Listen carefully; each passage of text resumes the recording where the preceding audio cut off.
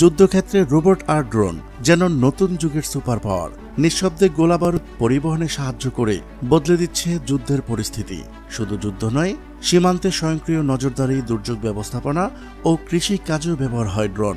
এতদিন তুরস্ক ও চীন থেকে ড্রোন আমদানি হলেও এবার বিশ্বের সাথে পাল্লা দিয়ে আধুনিক ড্রোন তৈরি করেছে বাংলাদেশ এভিয়েশন অ্যান্ড অ্যারোস্পেস বিশ্ববিদ্যালয়, লালমনিরহাট। এবং গত মঙ্গলবার নিজেদের তৈরি ড্রোন সফলভাবে উৎক্ষেপণ করে তাক লাগিয়ে দিয়েছে দেশবাসীকে। লালমনিরহাটের এভিয়েশন বিশ্ববিদ্যালয়ের তৈরি এই ড্রোনে কি আছে, কিভাবেই বা বিশ্বের বাঘা বাঘা দেশের তৈরি ড্রোনকে পিছনে ফেলেছে বাংলাদেশের তৈরি এই অত্যাধুনিক ড্রোন, তা জানাবো আমাদের সহকর্মী মোহাম্মদ রইসুল সরকার রোমনের ভিডিও চিত্রে। চলুন শুরু করা যাক। এভিয়েশন অ্যান্ড অ্যারোস্পেস বিশ্ববিদ্যালয় বাংলাদেশের লালমনিরহাট ক্যাম্পাসের বিশ্ববিদ্যালয়ের শিক্ষার্থীদের উদ্ভাবিত ড্রোন উৎক্ষেপণ করা হয়েছে।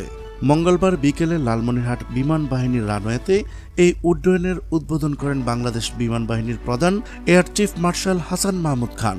এ সময় তিনি রিমোট কন্ট্রোল চেপে ড্রোনটির উৎক্ষেপণ উদ্বোধন করেন। লালমনিরহাট বিশ্ববিদ্যালয়ের অ্যারোস্পেস ইঞ্জিনিয়ারিং শিক্ষার্থীরা এই ড্রোনটি তৈরি করেছেন। আমেরিকায় ড্রোন কম্পিটিশনে পৃথিবীর 168টি দেশ অংশগ্রহণ করে এবং প্রথমবার সেই কম্পিটিশনে বাংলাদেশ 67তম স্থান দখল করে নেয়। এই ড্রোনটির স্বয়ংক্রিয় নজরদারি, দুর্যোগ ব্যবস্থাপনা, কৃষি ও অন্যান্য উন্নয়নমূলক কাজে ব্যবহার করা যাবে।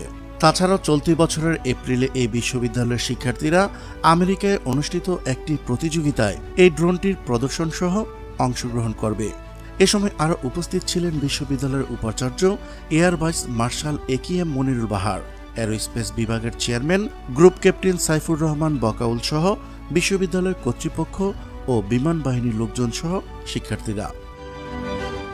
এভিয়েশন অ্যান্ড অ্যারোস্পেস বিশ্ববিদ্যালয়ের ৬ষ্ঠ প্রতিষ্ঠাবার্ষিকী লালমনিরহাট ক্যাম্পাসে অনুষ্ঠিত হয়। আজ বুধবার অনুষ্ঠিত এই প্রতিষ্ঠাবার্ষিকীর অনুষ্ঠানে প্রধান অতিথি হিসেবে উপস্থিত থেকে বক্তব্য রাখেন বিমান বাহিনী প্রধান air chief marshal Hasan Mahmud খান।